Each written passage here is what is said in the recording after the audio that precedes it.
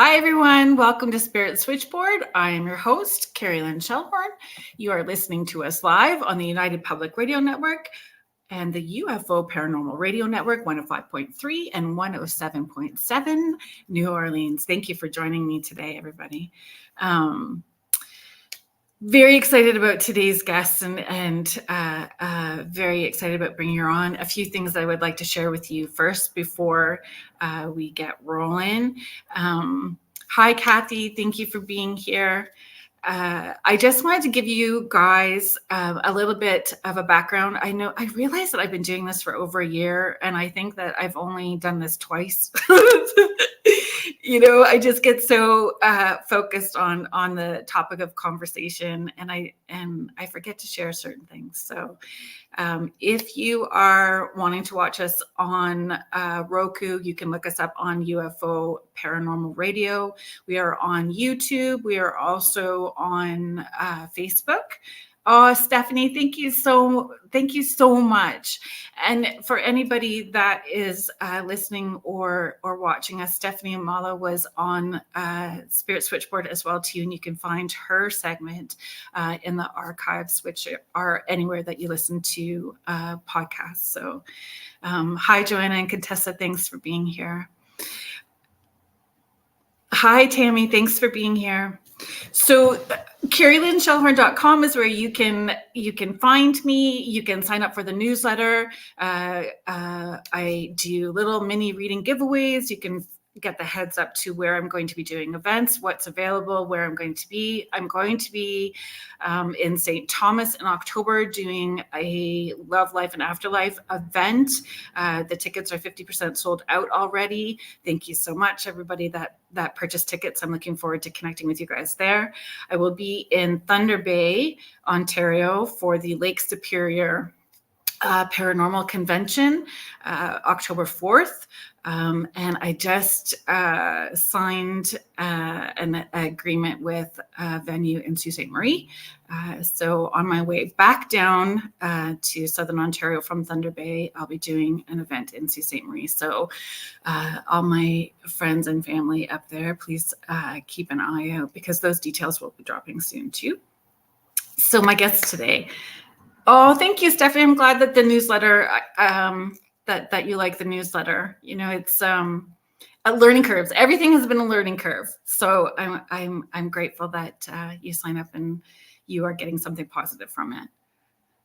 Hi, Fiona. Thanks so much. Having you guys participate in the chat and being here for the support makes the show what it is. And I'm so grateful to all of you for being here. Me too. Let's bring Kelley on. I'm just going to stick this up so everyone can see as well too. I'm excited too. So let's get this going. Heather, I was just talking about you, my sweet friend. So Heather Stewart McLaughlin. I was just sharing about the project that you have going on with Kelley. So I'm really excited that you're here in the chat and can be part of the conversation today.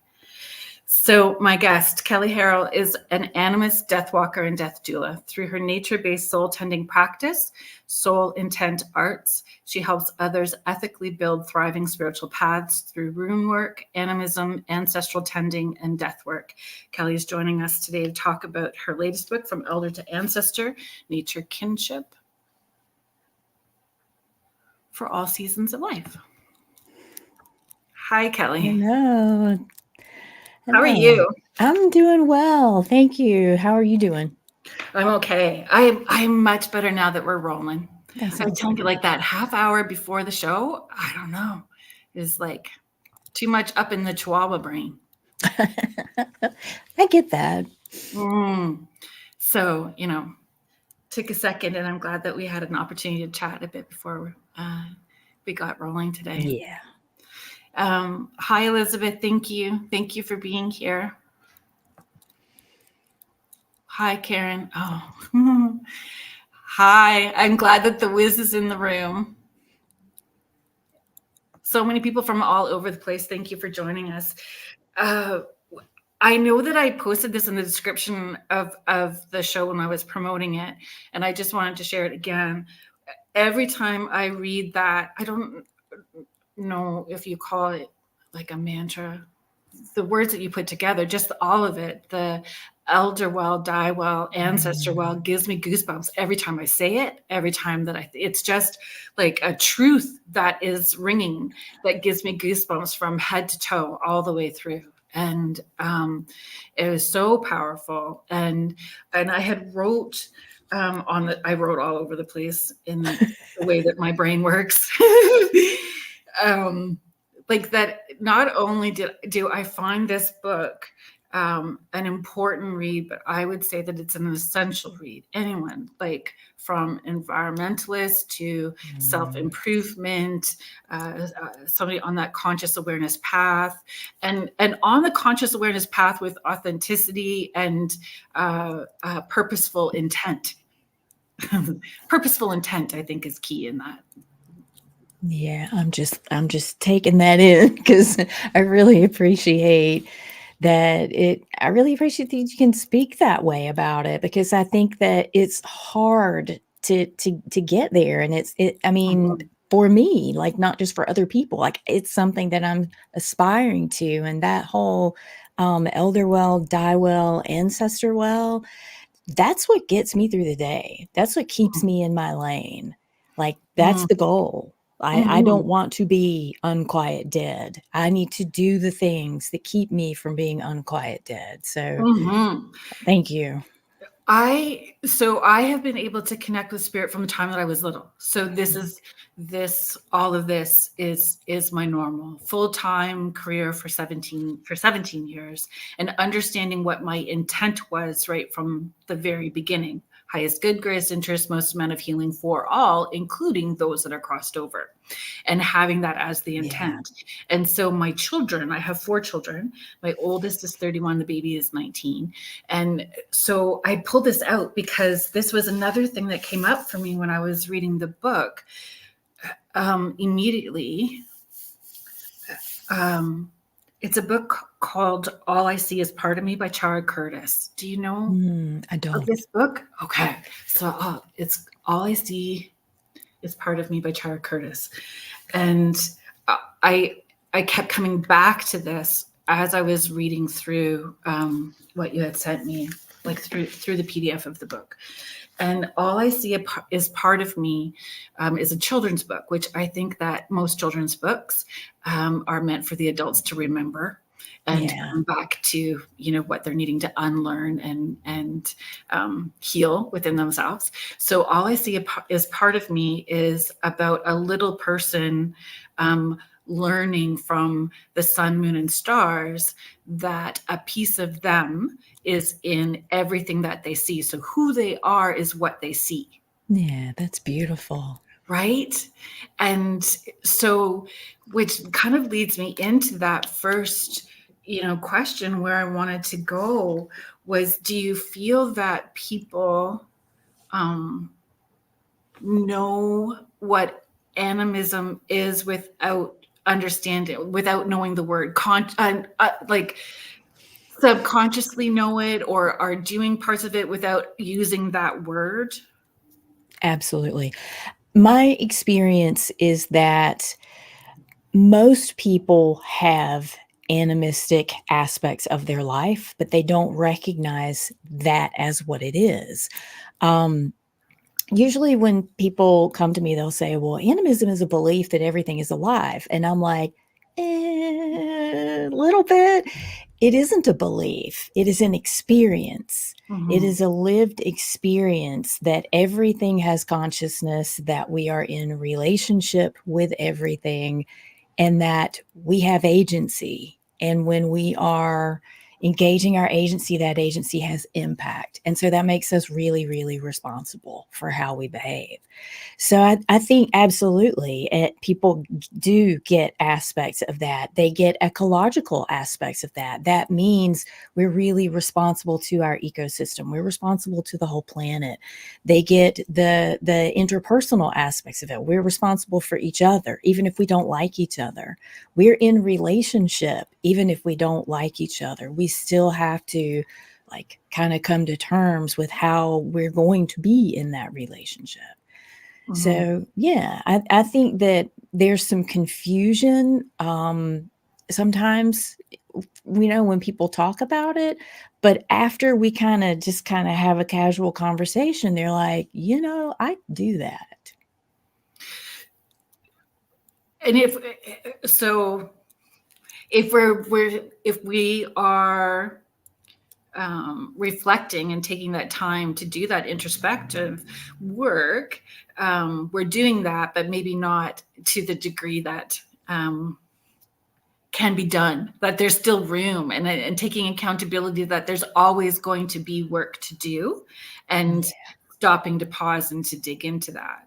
Like that phrase, love and lighter, just makes my eyeball twitch. I know. I'm with you on that. One of the places that I kind of help people segue into, like, how do you do animism? Like, okay, like it's a thing that I'm aware of, and I'm, relationships and all that stuff. How do you do it? And again, this kind of a double-edged sword. You're already doing it. We are all born animists. It is, we think of it in this anthropological kind of thing from the way back past that, humanity used to be or used to practice. And the thing is, we're all born animists. We're all born experiencing that everything is alive and that it's talking to us, and we have invisible friends, and our stuffed animals are alive and real to us in that animated sense. But we are not necessarily carrying that through. And so, like, then we have to ask ourselves why. Like, what made it stop? What happens when we hit adolescence that goes away? And I engage a lot of people who are like, well, you have to let that go. You got to grow up sometime. And I'm like, let what go? What's the problem? What is wrong with that we have to let go of it? Then they hit their 40s and go, I need to think about what brought me joy when I was a kid. And I need to remember I played outside as a kid. Like, exactly. And then we have to unlearn all these barriers that we've created around the relationships that we're moving among. And like kind of an icebreaker thought in some of the coursework that I teach is nature already knows this. We're the ones who don't. It's been looking the whole time. It's been waiting the whole time for us to realize we are not part of nature. We are nature. Like, why do we have a word for nature? Why do we have a word for wild? What is exactly are the distinctions we're trying to make with those words? And the words are important. One of the things that I wrote down when I was preparing for this was state of being with and in nature. Like that, understanding that connection. One of the things that I teach, I actually talked about this, I think 2 weeks ago on the show. When I'm teaching like intuitive development, I get people to hold this little mandarin orange.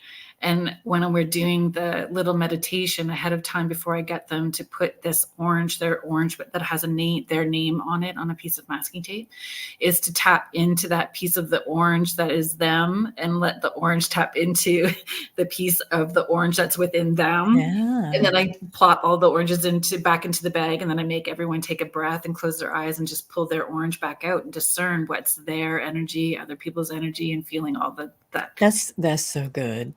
Right. So this is what we're talking about being with and in, and not just like standing on the grass for grounding.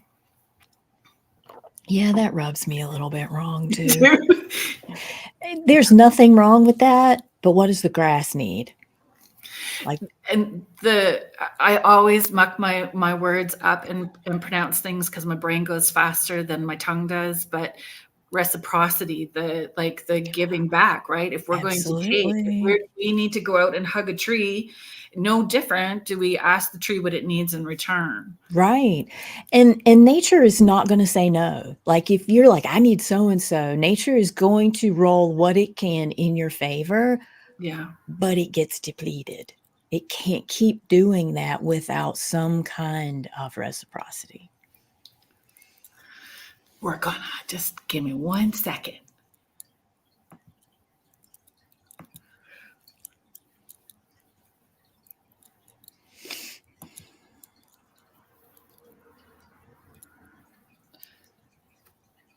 So I'm just gonna come up before I lose this, because I didn't highlight it to come back to it later. Kathy was asking, when you made the comment earlier about unquiet dead, what does that mean?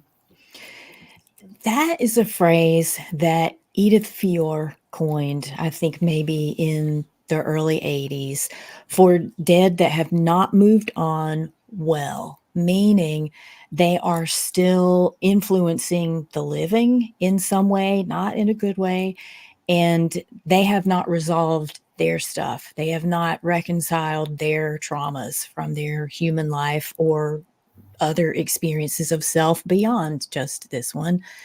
And that lack of reconciliation is vibrating back here. It's bothering not just their living family, but humanity, the human realm, the formed realm.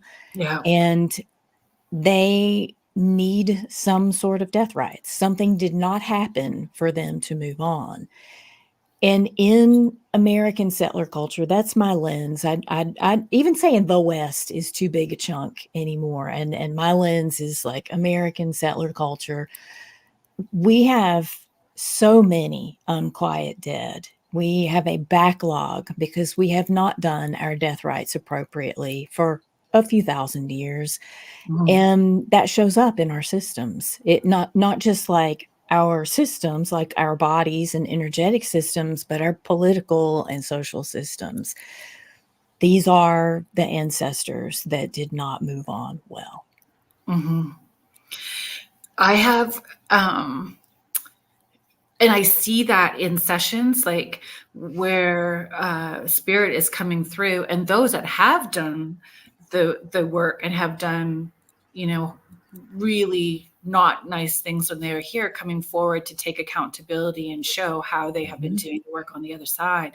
And I always find it, because I mean, I've had clients angry that particular person is coming through when they're wanting, like the grandma that wants the yummy butter. Yeah. You have no idea how powerful this is. So let's just allow it and engage in the conversation, because this is bigger than what you currently understand and how powerful this is. And the soft landing spot that what you're needing in this incarnation in front of me right now is right there for you, but this needs to also be heard, right? Amen to that. Yeah, and it's powerful. And when it comes out in a large event, I'm saying to people, you guys have no idea. Like, this is a person who would have no accountability when they are here, standing in front of a room of strangers saying, I did A, B, and C, and this is what I'm trying to do to fix it. So generationally behind me and in front of me can not have this weight. Definitely.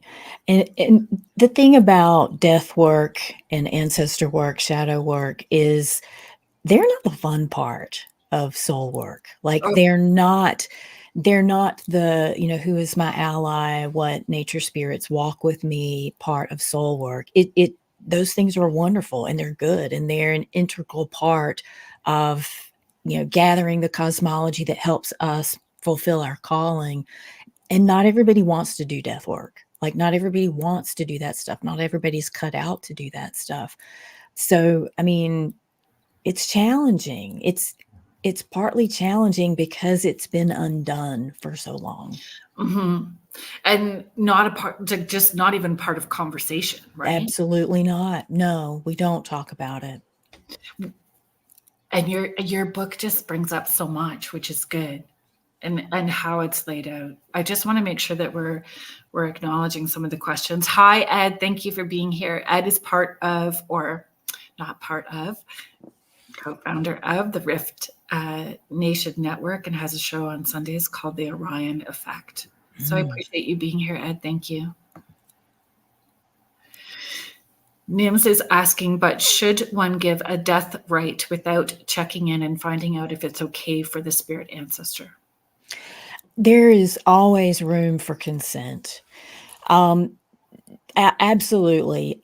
See, I look at this from the standpoint of we are all animists, but we are not all soul workers, and we don't all want to be, and that's okay. Not everybody. I don't want to be a baseball player. I mean, there are plenty of things I will never be good at, and there are aspects of soul work that I'm not good at, and I don't do those. But this is the part that I do.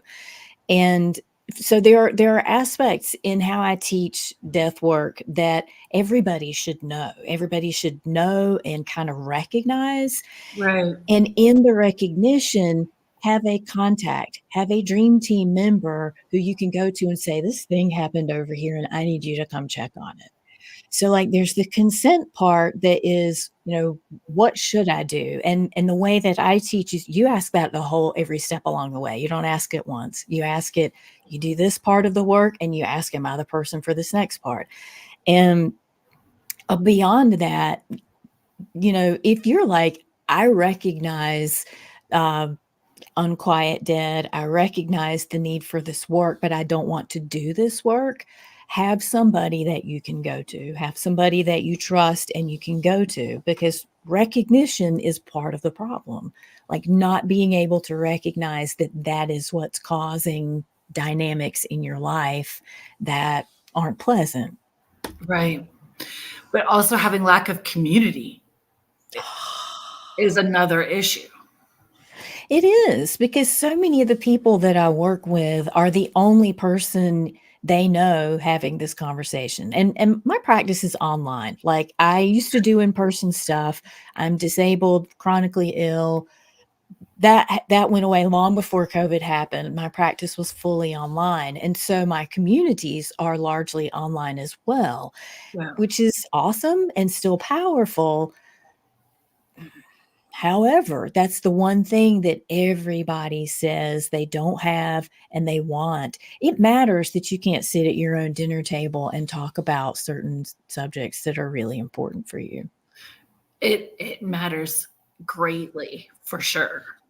And I think too, the other thing that I had wrote down that I hear consistently from people and clients in that feeling alone when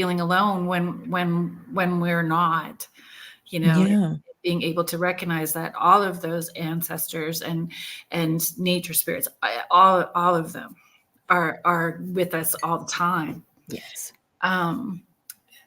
Eva, I just wanted to bring this up just for a second. I appreciate you being here. We're not giving readings or connecting in on that sort of level today, but I appreciate that you're here today.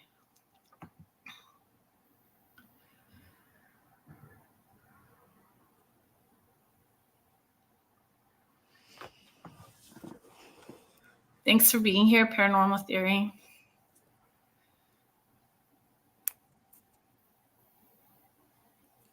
Gotcha. Thank you, Eva. Sabrina is asking, what experiences do you consider unpleasant? They have to be honestly pretty extreme for me to sense them as being unpleasant. And what is unpleasant for me is when my physical space starts to be attacked. Whether like hearing things, tapping in the walls, like feeling energetic spaces that are trying to squeeze me out. Like that is when I get mad. Like I'm like, okay, I've done the compassionate releasing. I've held the space. I've called in all of the allies in the ecosystem to help and support. And now I'm mad. And this is my boundary. And you can honor this boundary, or we're going to have to do this a whole different way. So for me, unpleasant is when basically my boundaries start getting violated. Yeah. In my head, in order for me to not hang on to anger and then have another layer of healing that's created, right? It's like, thank you for giving me the opportunity to practice holding thank you for giving me the opportunity, because then I can shift it in my own head where I'm not creating just another layer of something that I need to, and that ripples out to that collective, right? It does.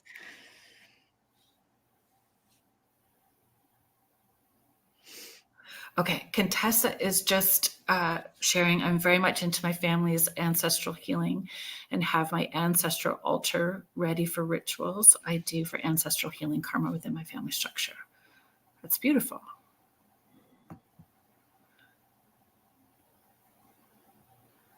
Stephanie is asking, how does ancestral healing relate to someone who is still here in physical form and not crossed over? The trauma needs to be healed in current physical relationships, and I wish I knew more how to do this. Kind of need a little bit more information, I think, to be able to give like a really solid answer to that. Generally speaking, and I don't know if I'm going in the right direction with what you're asking, Stephanie, but like there has to be acknowledgement. There has to be some kind of acknowledgement that there's an issue, and ideally, all parties involved are active in that conversation.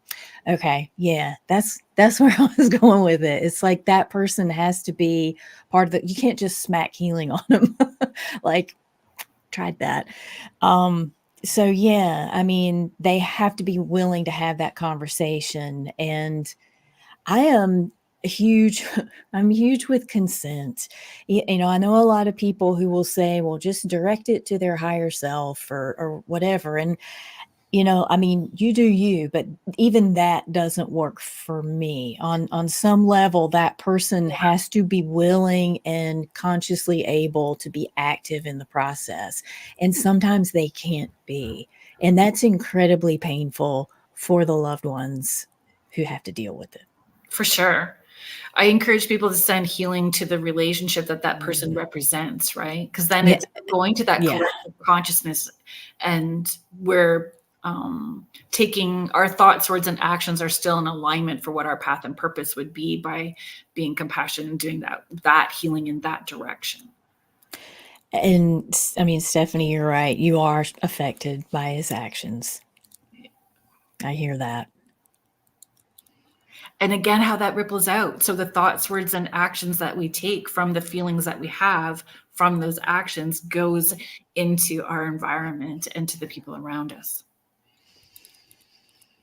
But I do think that Stephanie is rubbing up against something else, which is we so need to have these conversations when we're all capable and ready to have them. Like they need to be dinner time conversations. We need to be able to talk about what we need help with because we do pass it on to our descendants if we don't deal with our stuff. We leave it here somehow. And you know, we need to be able to talk at the dinner table, not just about what we want our funerary rites to be, you know, what we want that to look like, but we need to talk about who's going to be the elder. Like who's not just in name, not just I designate the so-and-so the elder after I'm gone, but who really is energetically aligned with taking that on. Yeah. And it may not be who you think it is. Probably not. Like word being, and probably not. And Stephanie, just because we've had these conversations and experiences, you know, those of us that are that person that is becoming more consciously aware, taking ownership of our healing and our connection, understanding how that's rippling also out to those ancestors that are on the other side and where those healings need to take place, right? But understanding that it triggers the gifts within us that we share, that ultimately we end up sharing. That's part of our purpose, right? So recognizing what our gifts are and then sharing that with the people and mirroring it to the people around us. And Stephanie, you do that brilliantly. Stephanie also has authored, she's like, her third book is coming out in September, essentially teaching the same things, right? Exciting. Very exciting. Very exciting. I'll just bring this up. Oh. So maybe my healing will ripple out to my ancestors who have passed, but just not be able to do with my dad. I will tell you, it's hardest to do ancestor tending with the immediate generations. Mm-hmm. I mean, look around. It's much easier to start with ancestors from way, way, way back. Mm-hmm. And ideally, I say ideally, but ideally, ones that were animistic, ones that understand and they know what we're trying to get back to, at least in terms of how we hold our awareness of relationship to space around us. Where do you feel that broke down? Did we go Dang. Shazam. It broke down. I can only speak to my experience of diaspora, which is European, Western and Northern European. It broke down when indigeneity broke down there.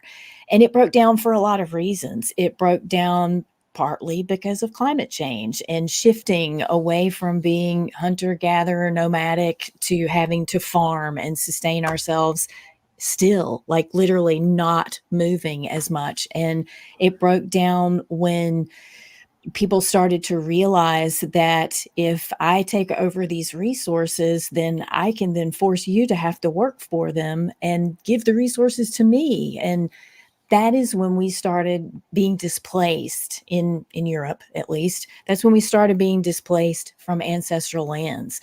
And when people get broken from their ancestral land relationships, it is a trauma beyond compare.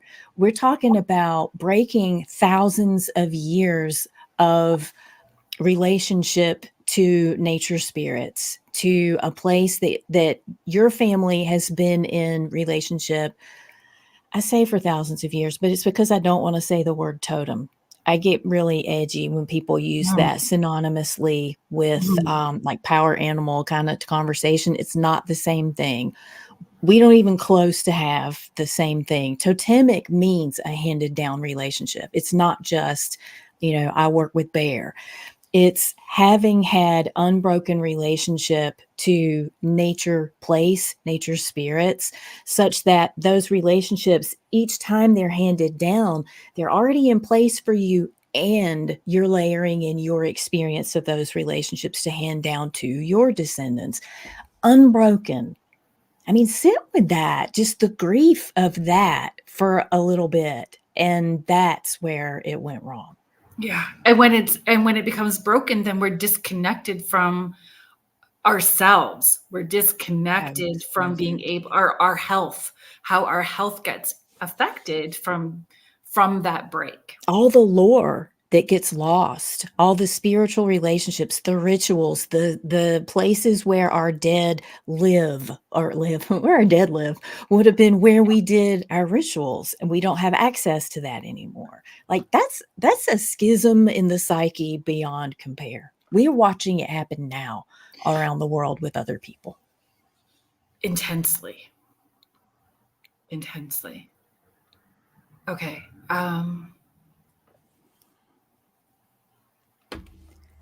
Sorry, Yvette. I just want you to know that I'm reading this and recognizing and seeing what you're saying. I get what Stephanie is saying. I felt it. Death surrounds my husband. The one that hurts him the most is the passing of his daughter. He just can't let go of that negativity.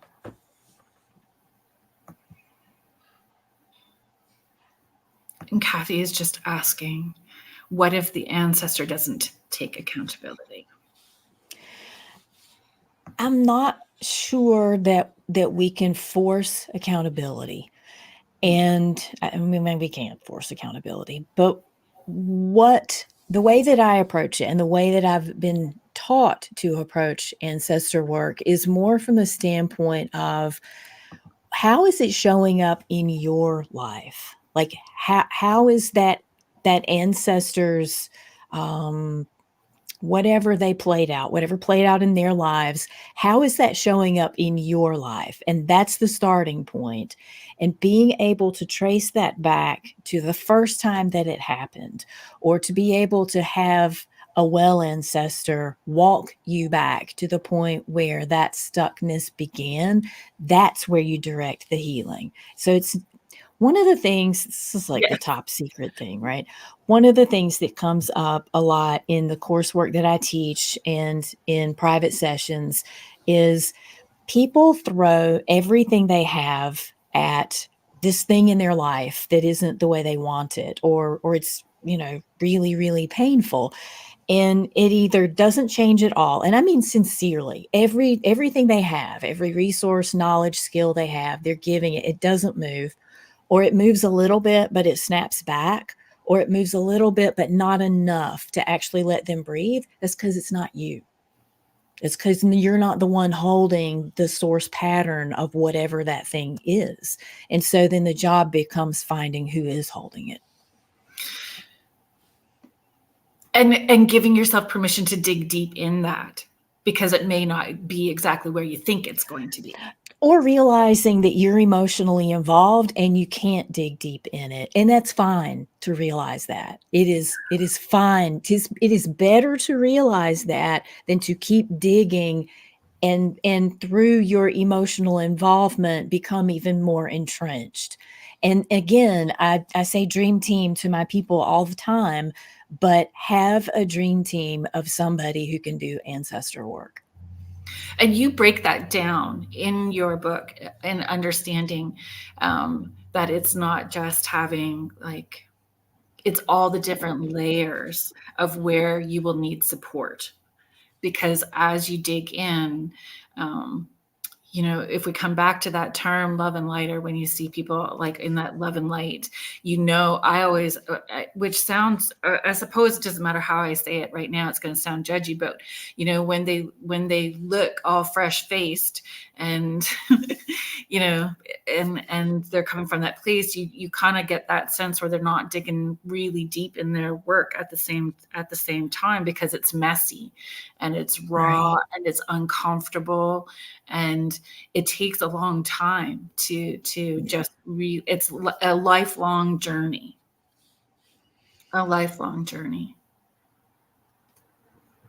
So the accountability, and we can ebb and flow with it too, right? Like, I think that was something I appreciated too when I started maneuvering through that, was you encourage people that you need to take your time when you're doing this. This isn't something that you can plow your way through. And for many reasons, you're looking at thousands of years of where this has been broken, that you can't just do all of this. I mean, I'm from microwave culture just as much as anybody. I want it done. I want it done now. And my teeth are vibrating with the tension that it creates in my own life. But it is not something that we can rush. I wish we could, but it doesn't work that way. I don't know if I'd want to. See, I think you'd be in spiritual emergency. It would be a situation where you got the answer to the question, but you don't know how to apply it. You don't have a life that can support it, or you don't have the health. Your body can't support all that coming in right now. Yeah. Yeah. I no. No, but, and again, because I have these conversations, or have had these conversations with my children from the time they were young, and how that ripples out, and even making them stop. And when they were having to make decisions, like, does this feel like the right time for you to do this? Does this feel like this is going to affect you later? Like, little. I remember my daughter was like 8. She's making decisions about dance class, and she was being so irritable about it. And I'm like, put your hand over your heart, and you need to lean in to feel it. And it's the language, right? The language that we're using, and moving into the feel. How does it feel in your body when you are making this decision? And how does that ripple out around us? And okay, let's talk about spirit helpers, spirit allies, nature kin, and ancestors, spirit guides. Can you define those for us? I don't know. Like, I don't know if I can really define it for someone else, but I can express qualities of them that tell you what they bring that is unique. No, Makes that's sense. perfect. Yeah, no, Because I appreciate how you phrase it's that. sticky terminology, It is sticky. and we use a lot of it interchangeably when I don't know that we've really slowed down to say what exactly what is the relationship that I'm describing. Thank you. So ancestors have lived a human life most of the time, not always. I have a story about an ancestor that is not human, and Me it's too. wild. But for the most part, the ancestors that we're appealing to, bloodline or not, are human persons or were human persons. And what that means is they get it. They understand what it's like to know that you need like some kind of spiritual intervention. The bills have to get paid, the baby's awake early, and I just want to sleep. Like they understand that kind of like layering of things that we're dealing with. And they have the ability to have emotional literacy around that and stay in the middle. Our spirit allies, in how I experience them, or some people call them guardians, they don't have any emotional capital in our game. Like they don't care. They're not invested in us that way. And my experience is that is by design. That's partly what gives them the vantage point to be a little bit removed and kind of watch over and keep some of the bigger balls in the court. We are the passionate ones. We are the ones that feel emotion and have to figure out how to give emotion the space that it needs and still be fulfilling our calling somehow, one way or the other. Right. Nature spirits is a huge grouping also. It can literally be the oak tree that's right outside. It can be the cat that you grew up with that you kind of still feel like is with you. It can be the grass. And it can even be fair folk for some people, other experiences of geographical spirits of place. I do feel like spirits of place is a little bit more specific than nature spirits. Like lots of places have oak trees, but not everybody has Grandfather Mountain, like where I live. Like there are specific geographical or other than geographical locations, spots that they are unique. This does not exist anywhere else, and those are spirits of place in my vernacular. I cringe when I hear people saying that their loved one in spirit is now suddenly, as soon as they've crossed over, become their spirit guide. And I say, with love and great respect, if they haven't healed all their shit, do you really want them? Thank you. They're your spirit guide. There is absolutely a conversation I've had many, many times around, well, it's all good. They're fine now. And I'm not sure that happens for very many people. I mean, you would have to be incredibly well-rounded and honest with yourself and the people who, assuming you get time to plan, your death and all that stuff. I mean, just so many things would have to be aligned for that to be the case. And okay, this is a question that I ask people. They're like, well, what do you mean we have to die well? And I'm like, if there wasn't such a thing as not dying well, then our spirit guides would just take care of it. But they don't. Why? Because part of it is on us. Because part of it is our job to do, not just the living and like having skills and being a good human, but also dying consciously as much as we possibly can, going toward death as a lifelong practice of not leaving a trail of dumpster fire behind you. And we know that death is an inevitability. We know that it's going to happen. So the not wanting to acknowledge death, not wanting to like discuss it, feeling uncomfortable about it, just perpetuates the issues that need to be focused. Right. And a lot of people kind of poo-poo older traditions that lean more animistic, but they have a built-in, like, a gap. And it often is described a period of time, like a really specific period of time, like 3 nights or, a year and a day for some people. But there is a period of time where the human part must have been done for death rites to happen the way they need to, and then you back off. And that part that is not the human part that can be done has to happen. And this is in customs that where it is intentional. There's a gap. Even when you did all the stuff, there's a gap.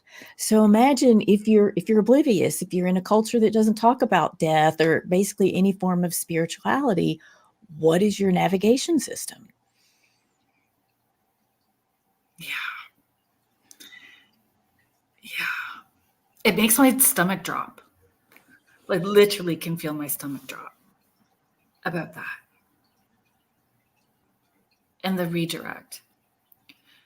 My daughter and I have this conversation where she's like, sometimes I feel like you did us a favor by having all of these kind of conversations all the time. She said, but on the other hand, I get so frustrated trying to have this conversation with other people outside of our family structure. I get that. I have teenage twins, and I get that. Yeah. And I just come back to at some point in time, we've all agreed, right? We all agreed. And the weight of carrying this can be heavy at time, but that comes back to that feeling of being alone and not having community. And another phrase, I think that I was excited about having you on because I felt like I was going to have this person that got the same frustrations that I sometimes feel, to be honest with you. So far, we're on par with that. Holding space. That's another phrase that I would love to come to. I mean, I in holding space, and what does that, for me, what does holding space mean, and what does holding space mean for you? I think it can mean a lot of things, and it's very nuanced, but at the bare minimum, for me, it means showing up as compassionately and empathetically as I can for a person or dynamic without projecting myself into it or them, my projections of them, and just kind of let them have what they need to have or do what they need to do.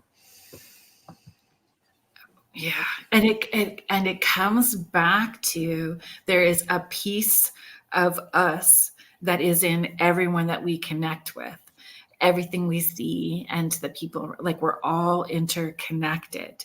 And so by not, like, if we withhold that space from them, we're withholding it from ourselves at the same time, and having to be mindful of that, right?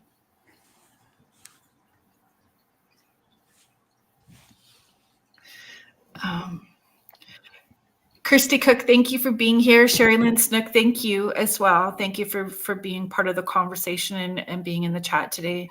Diane is just sharing, my 89-year-old blind mom is going into a retirement home in a month after 10 years of living with my sister. I can feel my dad visiting every day in spirit. He's my red cardinal sitting in the tree in the morning, giving us strength.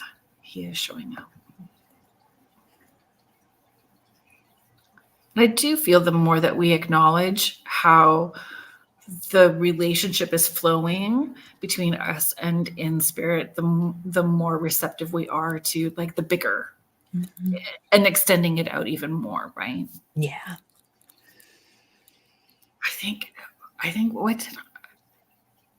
there's and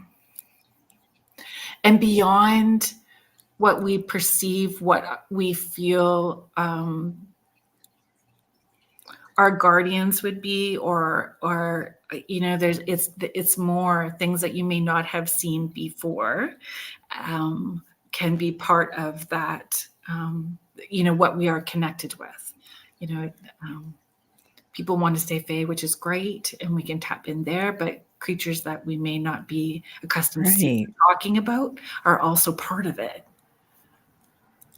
Yeah, Definitely. Okay, where did I want to go? Can you explain the Norse concept of Firth, right? Frith. Frith and Frithgard, which is kind of where I go with that in the book, is a concept of the availability of balance, peace, stability. And Frithgard is a space, like a designated physical space, but also energetic, where that is the rule. Like this is where we go to settle disputes. This is where we go to all gather as a community, and everybody is seen, everybody's heard. And this is the vibe that this is what we're giving, it's what we're offering to each other, and it's what we're leaving with as well. If I'm not understanding this correctly, then please redirect me so that I'm getting that concept correctly. Like that would be our place where we could feel connected to our spirits as well too. It's that guiding light point, so that we don't have to feel disconnected from our loved ones or our bigger picture on the other side, correct? And each other in human community. I mean, can you imagine? Can you imagine that? It's staggering to me. Yes. When so many of us feel homesick but don't know why. Yeah. Why? Yeah. Why do we feel homesick? So, like, one of the things I talk about in the book is finding Frithgard. Like, you know, where is it? Where is it for me? Where do I stand and I'm good? Like, like in my living space. And it's interesting because I could identify it really quickly where we live. And my kids, this is a few years ago, like maybe 6 or 7 years pre-COVID for sure. And I was like, do you feel it? Do you feel it? And they're like, over there. And I'm like, okay, that's good. Go with that. I'm like, you knew that. You knew that even though Mom, who's like the authority on the thing, says it's here, they could tell me, no, it's actually over there for me. And I was like, go be there. Go hang out in your Frithgard. Go hang out and do your thing. Yeah. And that's the best part, when we are taking accountability and we are sharing the knowledge that we have. They in turn can hold us accountable if we get off kilter. They absolutely do. It's sometimes I always handled it. I feel I handled it really well and gratefully when it was held back at me, because that's what it's about. It is what it's about. That is what it's about.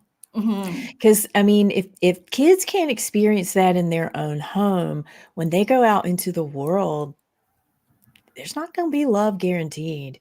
Mm-hmm. Mm-hmm. And that's what I explained to my daughter when she was expressing her frustration, right? I said, like, the biggest part was so that you did not give your power away, that you always felt empowered, and that voice and connection, you had clarity and confidence with all of that. Good for you, Mama. James, I knew that you would love this kind of conversation. James lives in Washington. He calls it his cabin in the woods, and how he's connected to everything all around him. So a place of gathering to connect with the past, present, and future.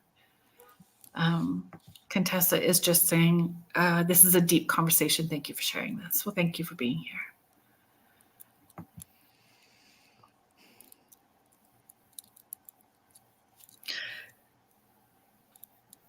I'm sorry that a lot of I'm not sorry. So I'm just going to roll that back. I appreciate you taking the time to answer all of these questions, because I know that. Sure. Could you explain to our listeners, like, I know that we do have people that are participating in the live chat as well too, but 80% of the people that will have access to this will be audio listeners later, right? So death walking, exactly what? Some people may know the terminology psychopomp instead of death walking.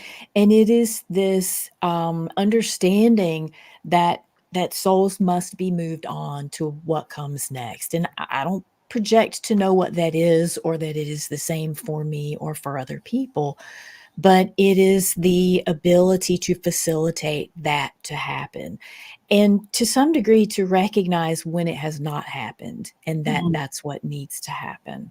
And there can be a lot going on with that. If you're versed in other kinds of soul work, there can be unfinished business. There can be attachment to a place or a person or a memory, a thing here that is outweighing that soul's desire to move on. There can be all kinds of unique reasons for why a soul doesn't move on. And I always have a person say, usually at this point in the conversation, well, if they're good, why does it matter? You know, if they're not wreaking havoc, why does it matter? Consider like 4,000 years of that. Yeah, this is it, right? What you said. This isn't just about the one person.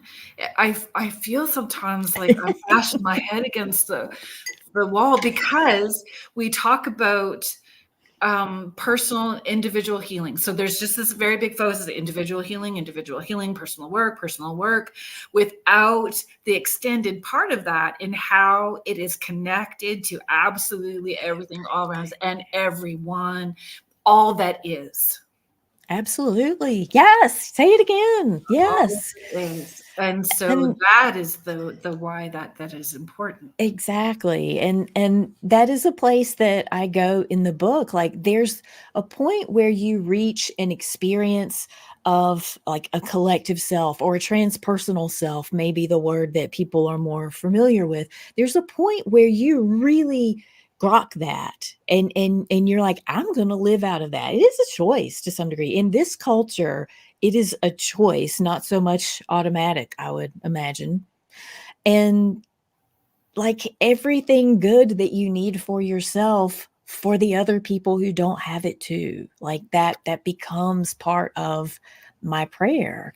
So yeah, I mean, you know, maybe grandma does kind of show up every now and then and just rock in the rocking chair. And that's a gentle reminder.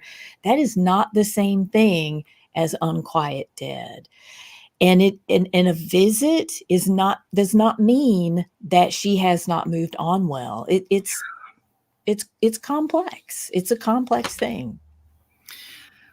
It is complex. And I personally feel those little snippets of the other side that do show up are that encouragement to do the work, the encouragement to understand more, and the encouragement. I like that.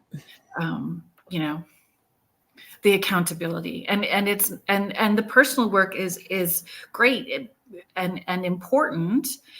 But then taking ownership of how it extends out and being of service, like there's more to it in being of service for our community and like protecting and respecting our land and resources, right? And kind of like the other side of that, you know, beings get their death rights, they move on wonderfully, and they still can come back and visit. Like, that's the distinction. They did the work. They did the work this side, that side.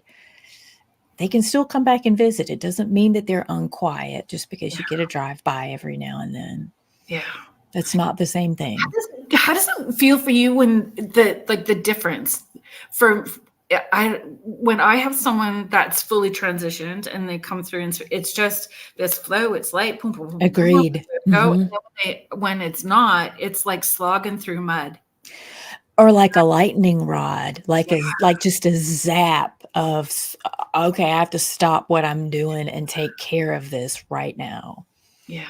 And it used to happen all the time, like as like the bleeding heart empathetic person when I was younger. It happened all the time. In my childhood, it happened all the time. And I couldn't recognize it for what it was. And I had to mature and to get some skills. It wreaks havoc on our autoimmune system. It really does. Really wreaks havoc. And that, again, it comes to that complex place of self-care, right? And what self-care is. And self-care is, more than self. Yeah, it's what we're needing. Boundaries, proper sleep, proper food, like that self-care. And this is such a tangent, but nonetheless, think of all the people who don't get that. Right. And they're still hungry. Like they're still spiritually hungry. Think of all the people who, I always tell people all the time, everybody wants to like Shazam into the spiritual enlightenment moment. But the thing is, like, we're not built to do that. We have to have our physical needs met first. The house has to be ready. And enlightenment without the house being ready is burnout. It's absolute burnout. And then when you think of all the people whose needs are never going to get met, they're going to be in poverty. They're not going to get the education that they need. They're not going to get the job, the house, the shelter, the tenderness that they need. What does that say about who gets the spiritual resources? And where's the accountability in everyone else who can advocate or has that power to create the difference in what's accessible for everyone? And I've seen that disparity grow since COVID. It has not narrowed. That gap has only gotten wider since COVID. There was some surface stuff at the beginning. There was some surface where it looked pretty all kumbaya. And then it went right to an extreme other direction. Yeah. Uncomfortable, sad, and heavy other direction. Unsupported. Yes. Heather's just sharing, wow, what a huge thought regarding spiritual accessibility and resources. It's deep. People say to me often, spirituality should not be political. Are we animists? Because if we are in relationship with both of those things. They are in relationship with each other independently of us. Yeah. So we're either going to be active in that conversation or we're not going to be active in it, in which case a lot of people's needs are never going to get met. Yeah. So I just want to make sure that I haven't missed something that I need to bring up. So then how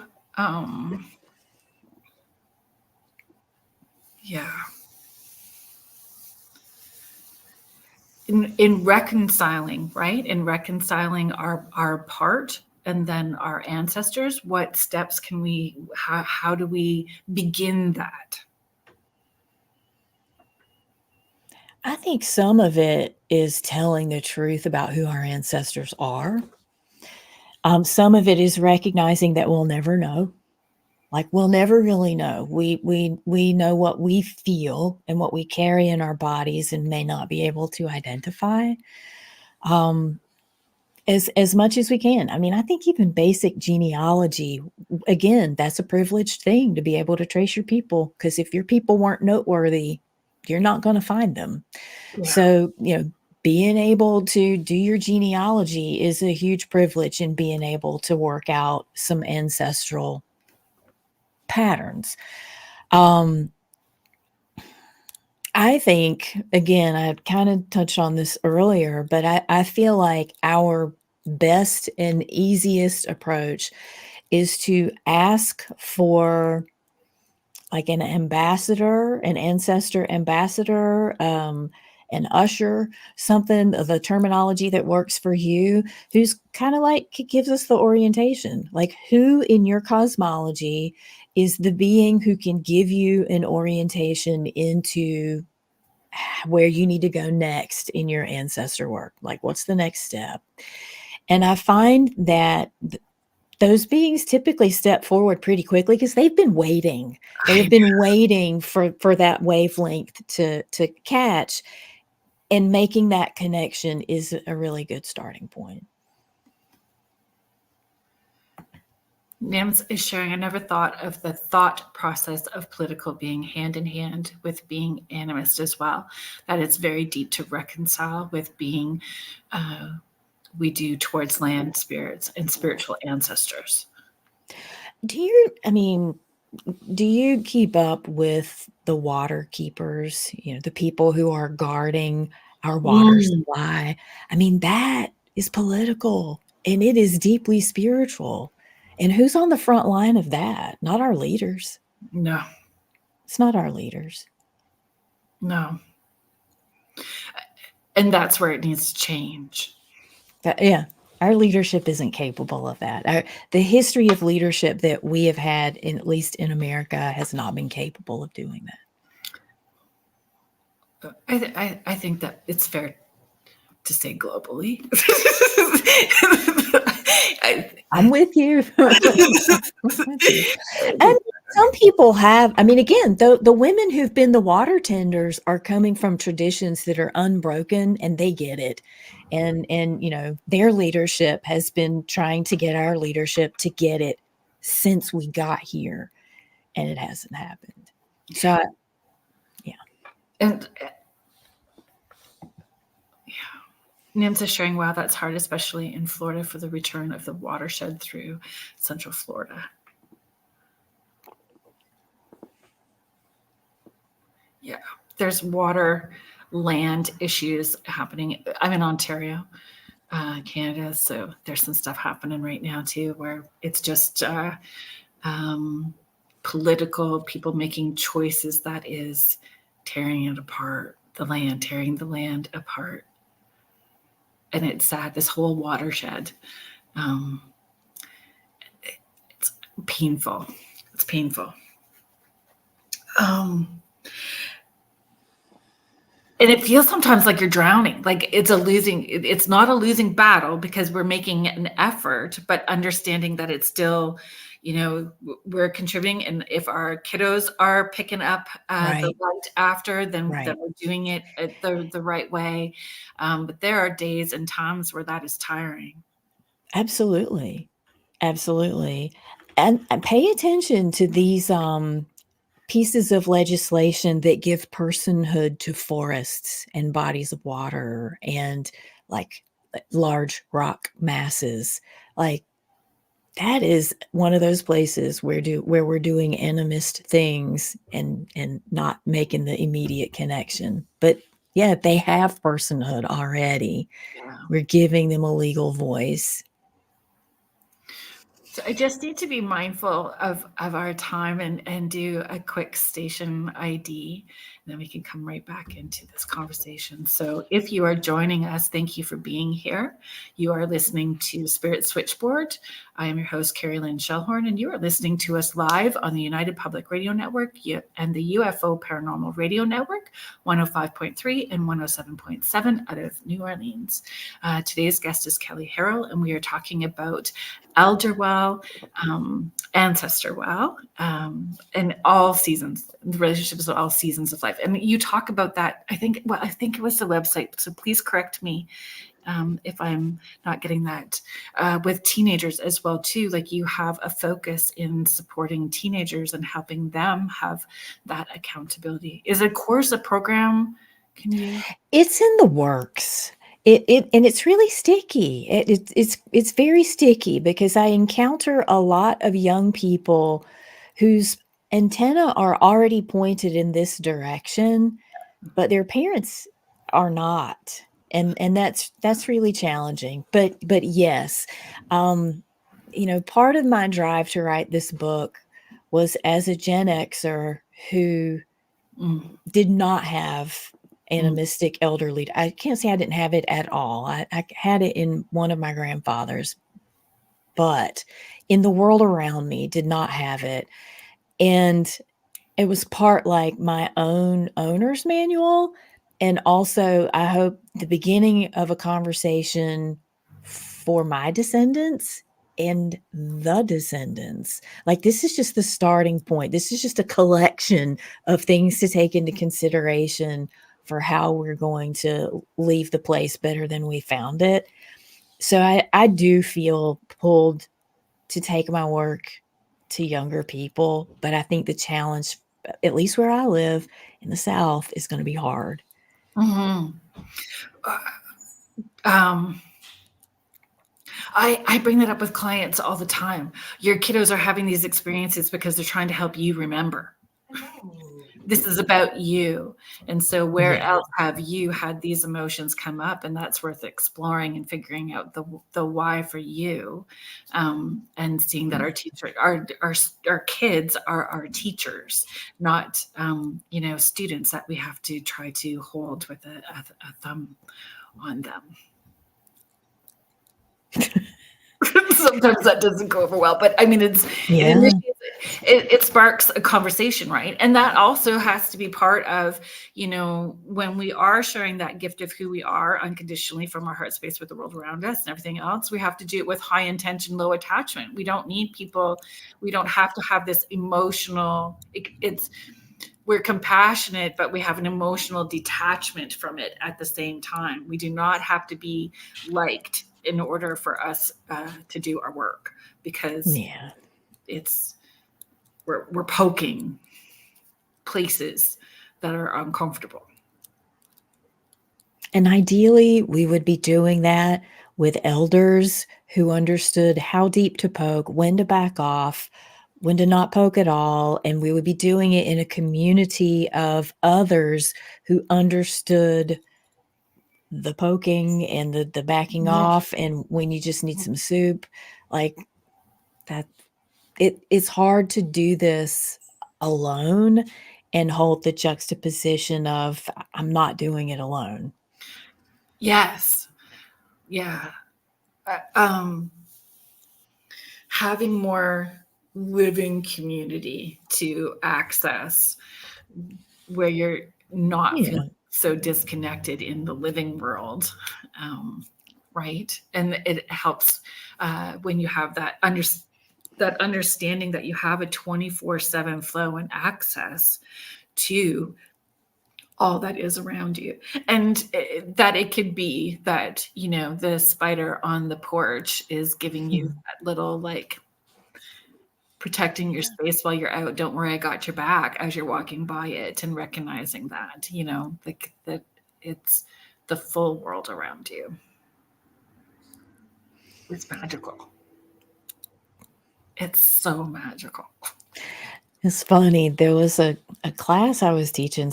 It was during COVID, so it's been 3 or 4 years ago, and we were having this conversation about animism and about interconnection of all things. And at the very end of this class, this person said something along the lines of, "That's magic."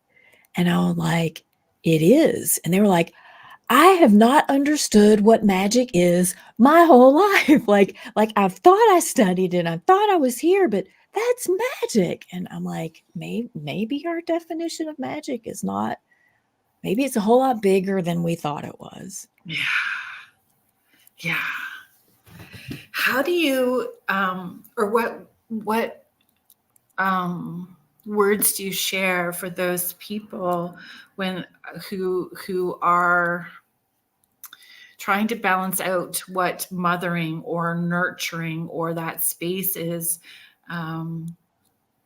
animism and their connection to all that is, when they have this ideology or passed down belief systems about needing to be a birthing parent,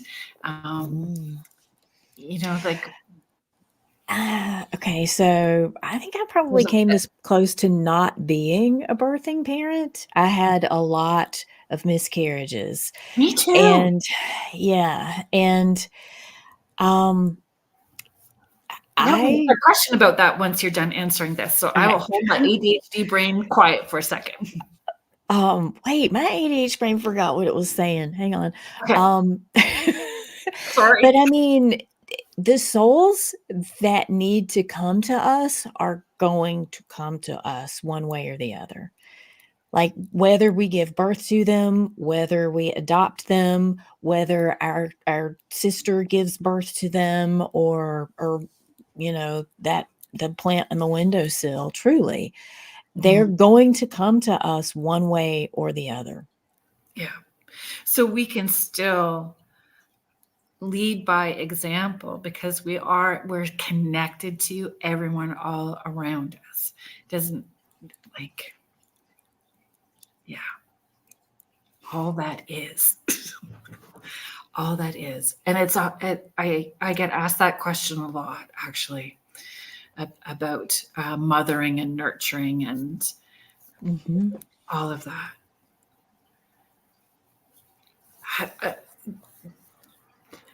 In writing the book, so I'm sorry, I had going off on 2 tangents now. So I feel like, does it take a physical? You're welcome. You're welcome.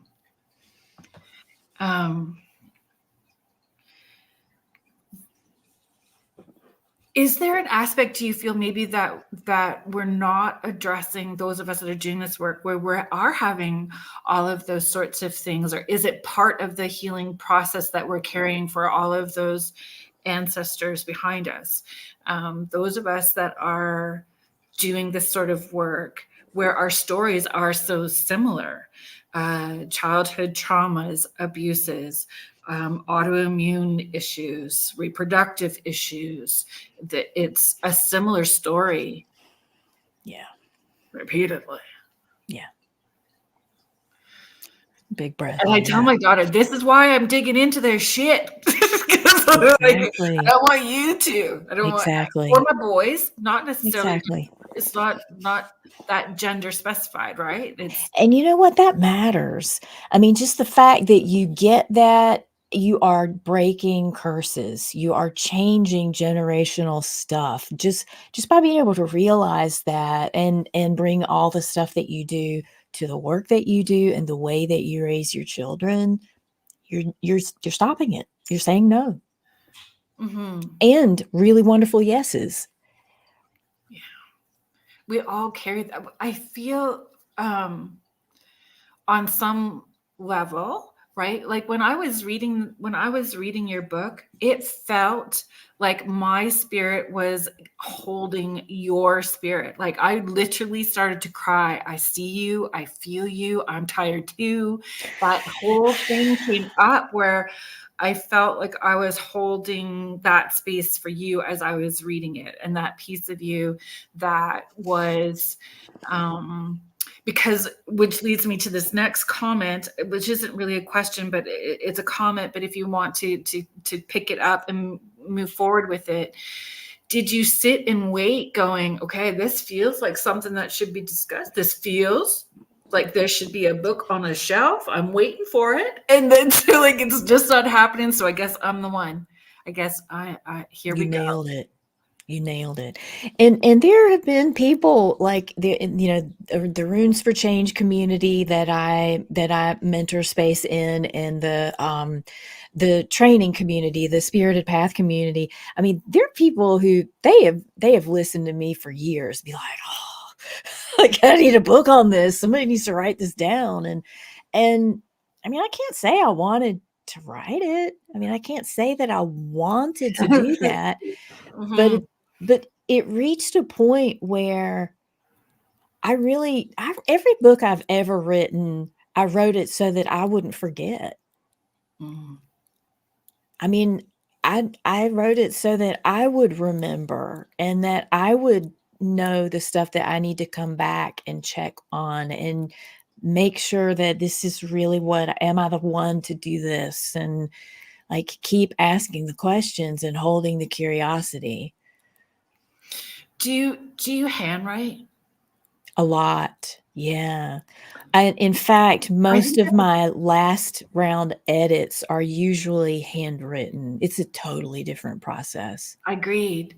The hand, and I don't know what it is. If it is like the connection to the pen and the ink and the paper, and it's the smells. There's a sensuality, yeah. And the feel, and the feel is so important. How we feel our ancestors that are in spirit, how we feel the tree. You move past labels. We won't feel the need to stick these people, places, things in groups with labels when you understand how you are connecting on an energetic level and vibrationally.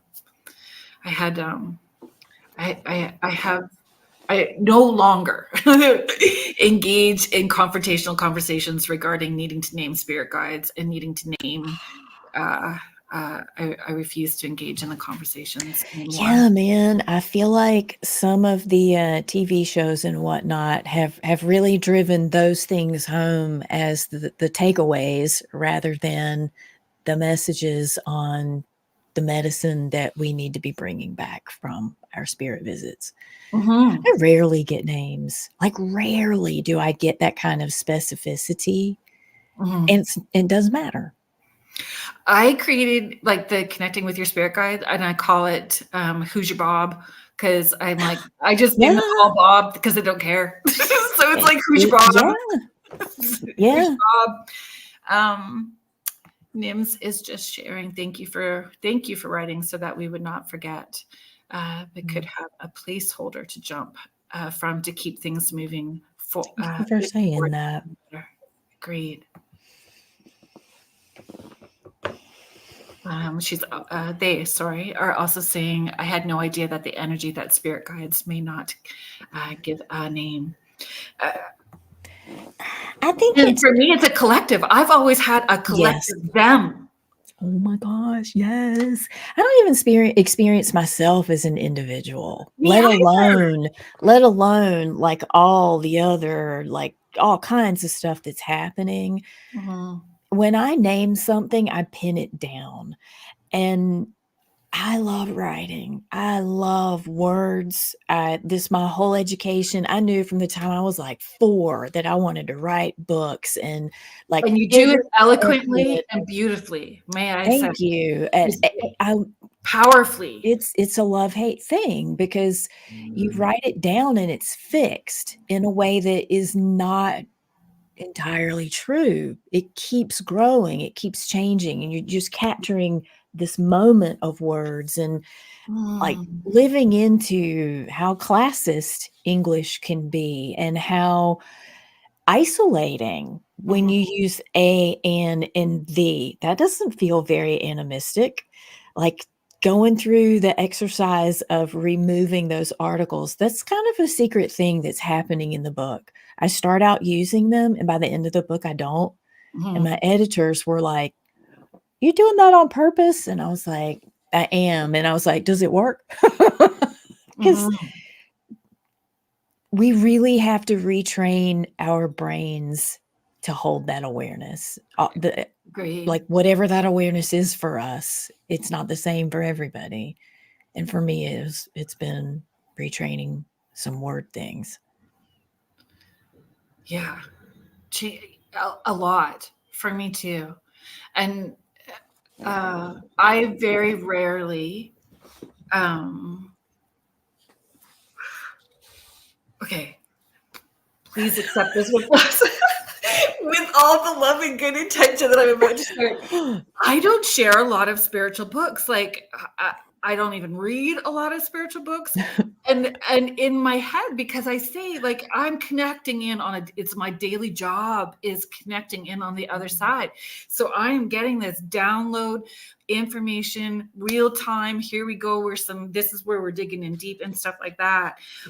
What I appreciate about your book and why I feel it is essential reading and important reading is how you lay it out and how we are interconnected to everything and all that is around us. And it's looking at the digging into the why, creating community, reconciling, and then sharing how you break it all down. And I feel people don't know how to ask the questions. They don't know how to expand to like a thought into 10 different questions that can lead you into some really deep places, and you help guide people that way. And again, why that's it, you know, you do it slow. Don't Thank don't you. roll through it too quickly. Yeah. Hey Richie, thank you for being here. So Banter with Richie B. Please take a follow on YouTube. Banter with Richie B. Saturday nights, right? Saturday nights. All kind. TikTok, follow him all over the place in his journey connecting with Sasquatch and his property. What's going on is pretty magical. When you talk about places that have some sort of ancestral connection, or that is powerful, I would say Richie's property definitely is holding that space, and it's something that he's been experiencing and sharing with everybody. Cool. And live, like I'm going out onto my property and having this, and you follow. So there's no editing, no, you know, trying to shift the perspective. You're going to have that experience from your past experience and watching it and helping him understand his property, which is pretty cool. So Nims is sharing animism is a trip through unlearning societal constructs or boundaries, but not limited to just that. Foray into shadow work. So that was a question actually somebody had asked earlier that I had flagged but didn't address with you about exactly understanding shadow work. I think there are a lot of different perspectives to have on it, and so I encourage people to read and look around. The way that I started to know shadow so like I don't know if this is your lens exactly, but soul retrieval. So like that's kind like, okay, so 20 years ago, nobody knew what that was. It was like nobody knew what that was. 10 years ago, people knew what it was. And then 5 years ago, they thought it would solve everything. And the thing that I started encountering when I was doing and receiving soul retrievals, you know, almost 30 years ago, were these other parts that were like, they're not gone, but they're clearly not participating and they don't like me. Like, you know, like there would just be these other aspects of myself that I'm like, hang on, what did you just say? You're throwing spitballs at me. And that's kind of the way that I approach shadow parts. And I know a lot of people get like really blown up about that because they're like, no, we must stomp out ego and we must kill off our shadow parts. I've never met a part of myself that was healthy for me to kill off. Many have died, not the same thing, but willfully like sloughing off a part of myself and saying you must be gone, that's not the way it works for me. Then how are you whole? It is right. Exactly. How are you telling the truth of your lore? Yeah. How is it informing you to be better? Because your shadow is savvy. Shadow parts, even not even just one shadow, but your shadows have mad skills that you need to hold on to. You just need to know when to pull them out. You can't pull them out all the time. Yeah. You need to have them tempered with emotional regulation and the capacity to have compassion and empathy for all involved and still take their wisdom into the situation. And so there are some people teaching that at a really good level now. I feel like if you're not familiar with Christina Pratt's work, she's cultivated an approach to shadow work that I think is brilliant. And I know there are some other people doing shadow work as well. But for me, yes, there's a process, but it was that experience of realizing, okay, I know what soul fragmentation looks like. I know what it looks like when it's gone. Like it's not completely severed, but it is not having a say-so. And the absence of that say-so is a glaring omission, and I need it back. This was not that. This was somebody in my space, but they were not participating with me. They were participating against me. And Yeah. that's where my initial experiences of shadow parts started. And then learning to understand that they're usually almost always at the beginning the kid versions of you. They're the kid versions of you that did not have information they needed in a situation that they had to have it like right now. They did not have an understanding of how to react or respond in a situation that demanded more of them than they had. And so they just kind of did what they had to do. And then as an adult, you start realizing, I know better, but I'm still doing that thing that I did when I was 7, shadow part. Yeah. Yeah. When you're asking yourself, why do I always do that? How come my knee-jerk reaction is this response? Or, then this is what you're dealing with. And I always call it like I little kid or like a bad puppy. And I need to stick it in timeout and we need to figure it out. Mhm. Like this is where we're gonna go with it. Nibs is sharing soul retrieval doesn't solve everything. Serious tip of the iceberg stuff. Agreed. Embracing, accepting rather than ridding of the shadow. Because it's just there, it's there to teach you. It is there to help you be part of that whole. Another good angle to deal and accept. Agreed. It misunderstood, and I think that's where media it's almost like counterintuitive, like these things become a buzzword without really understanding. Like They do. And just to be blunt, I see people who express themselves as skilled practitioners saying things like, you must kill the ego. Like, still, not even just 20 years ago. I see them saying that kind of stuff now. And I'm like, that's when my sassy pants come on. Like, but yeah. they're not talking to people who have that fuller perspective. They're I was talking just to gonna what ask that. sells their stuff. And Yeah. what sells their stuff is you've got a shadow and you should be afraid of that. And when I'm teaching coursework, the shadow stuff scares people more than the death walking stuff because they're always afraid they're going to learn something about themselves that they don't want to know. You're going to, and it'll be fine. Mm-hmm. Yes.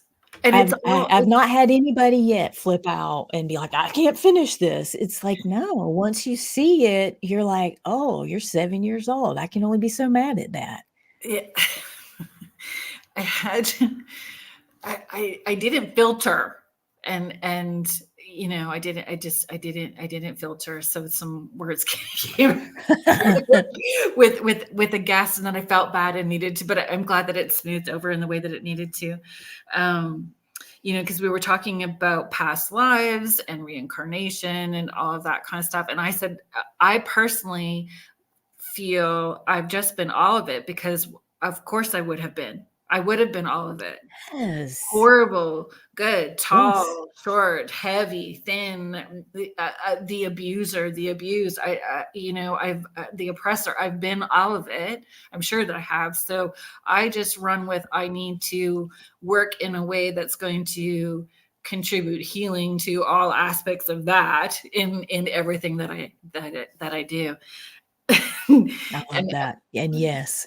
The poor guest at the time was like, I wouldn't, want to believe that I was an a-hole. And I went, well, you probably were. I don't want to believe it either, but guess what? I was last week. I mean, seriously. I mean, it's I'm here. I'm part of this culture, and I'm just doing my best. It comes back to being okay with really unpeeling all of those layers in a very truthful, transparent way.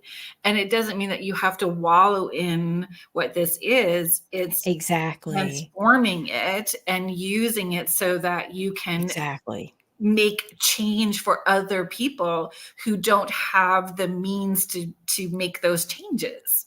whenever this is what I tell myself, whenever I make something that I've done, or even something that an ancestor has done that I don't want to deal with, whenever I become ashamed of that, I'm making it about me.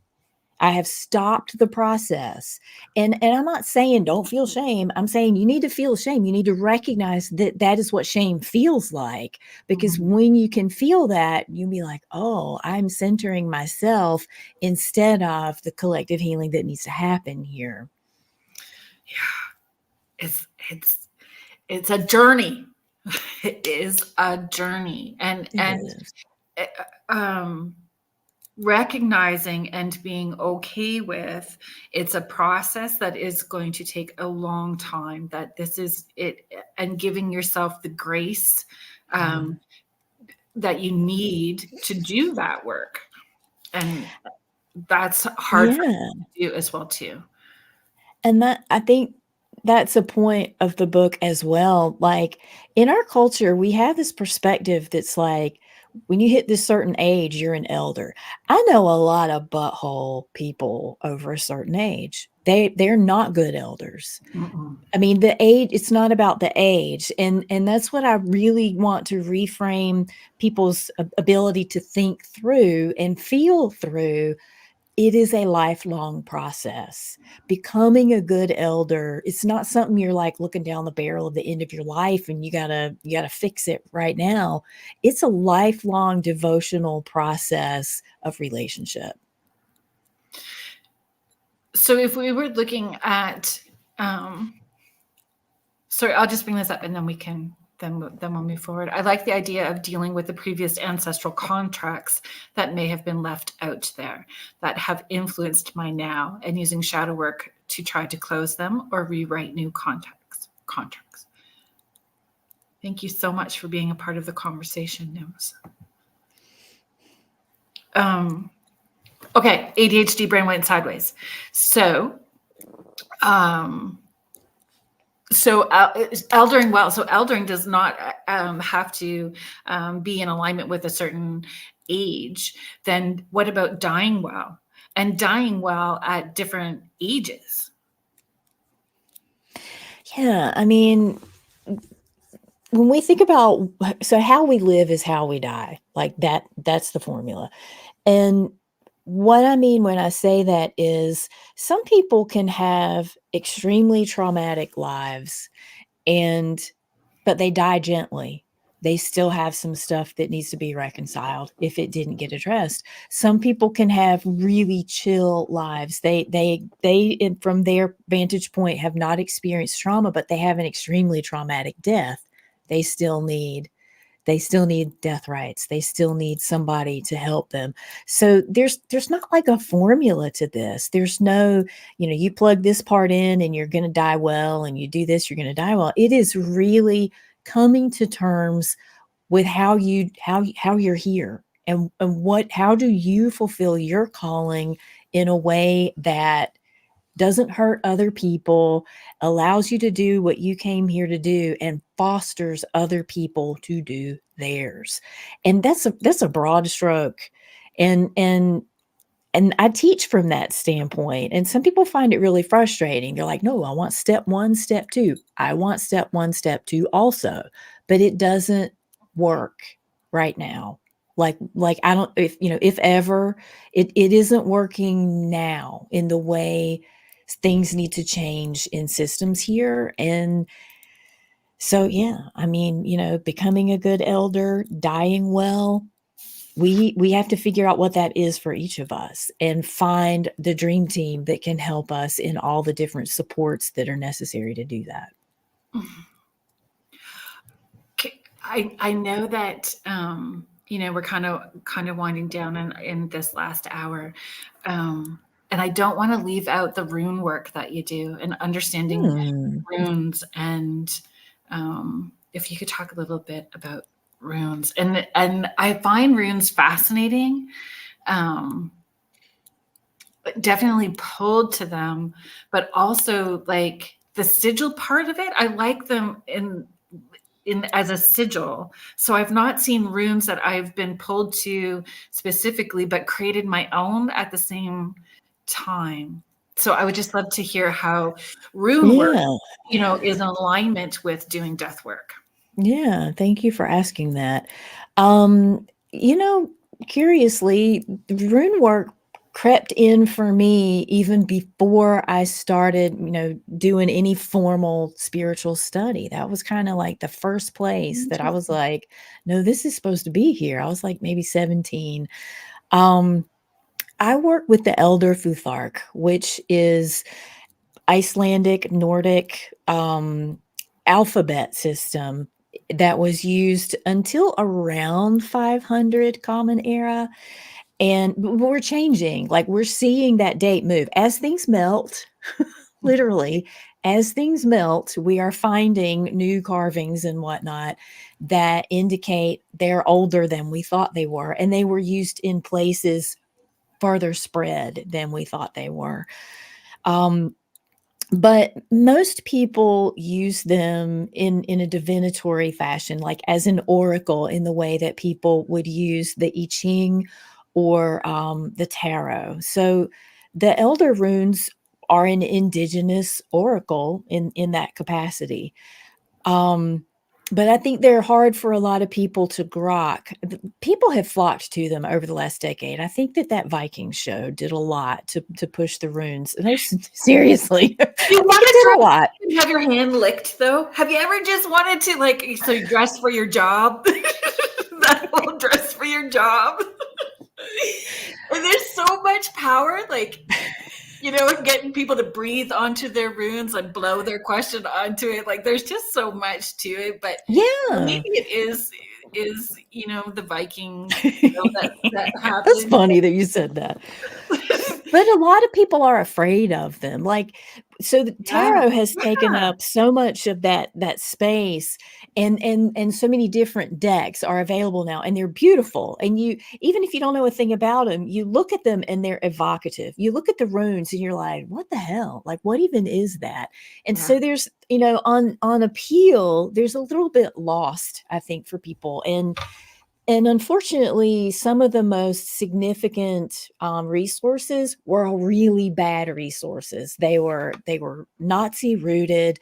They were completely made up, pulled out of thin air. They're not based in cultural context. And those are the ones that are like holding the top spots on Amazon still. I kid you not.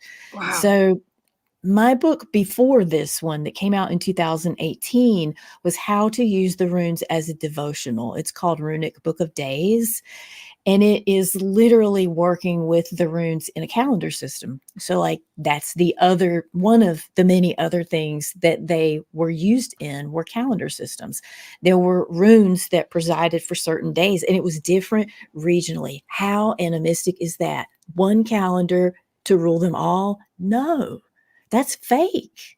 That's artificial. And so this approach to this organic timekeeping spoke to me. And also I needed a devotional aspect to it. I needed something. Again, I wrote a book to keep myself in line. Right. Like it breaks down, they're called half months, where you work with one rune. There's 24 runes. You work with half month runes for about 2 weeks-ish and proceed through the year. And it is so amazing. It speaks to me so much working with the runes that way. And in terms of death work, there's so much overlap in the runes and death work. And I feel like COVID helped me really come into relationship with that. It's easy to for me, at least at this point, it's easy for me to look at the runes and be like, oh, it's telling me this, it's telling me that. And then I'm like, but that is not reflected in the world around me at all right now. And so how do I hold that? And so there was this experience of how do you hold that there is promise and shadow at the same time? And there's death work components to that I write a weekly rune cast that people can, if you're in the Runes for Change community, they get the full rune cast every week. And it just keeps me in my lane so much. James is just sharing Your Rune newsletter is so helpful for me weekly. Thank you for that. Thank you. Thank you. Thank you. And I know James casts his runes every day as well too. When I started doing the runes, it was feeling pulled to different representations as well too. Like I have chicken toe bones. Mm-hmm. I have rocks. I've got Yes. Yes. It was not just one, like it wasn't just one wood cookie. It was Absolutely. Yeah. into one bag in the way that I was needing, because it was just, again, trusting where my intuition was leading. And my dear friend, Carol, who will be listening to this later, was very influential in, helping me understand, if we're asking the land spirits to help us, we give them an offering at the same time. If we are I love you. Can we have coffee? Yes. Yes. We just got done talking about that. I started to cry. I'm not joking. I got all teary going, I feel you. I see you. I'm holding you. I feel it. I hear it in you now. We just got done. And so in Runes for Change, we also have a monthly runes class, and we just got done talking about the different elements that want to be represented in your runes. Like, are you supposed to make them? Are you supposed to buy them? That's on you. It's all good. But, yes, I mean, different rune sets have different voices. Yes, they're the same runes, but they have different voices depending on what they're made of. Mm-hmm. And even if you're using different bones, those spirits of those animals also play a part. So, I also find it interesting if you are asking people, if you're doing it for someone, allowing them the opportunity to pick the ones that they want, to use in their reading, because that also plays a part in the message, right? Yeah. And one thing that I experience with a lot of people who do divinatory work is like the deck's open, the deck's closed. And I'm like, place. All these relationships are informing what's happening with that oracle, and they need to be represented at the table. I love your awareness of that. Yeah, I would say it happened over time. And again, not consciously. It was very much like, here you go, wham. Here's the next thing that needs to come in your evolvement, right? In my evolvement. And looking back, I feel too, what needs to be encouraged for people in their journeying is holding gratitude for who they were before they had all the knowledge. Like, I think that me back there that was making those choices with the knowledge that I had, and grateful for the burdens that she carried and the healing that came from it. When you can, again, that bigger perspective and stepping back from and seeing, holding space again, so that we're not creating more blocks and traumas that just be dealt with later, right? Or for the generations underneath us to have to deal with.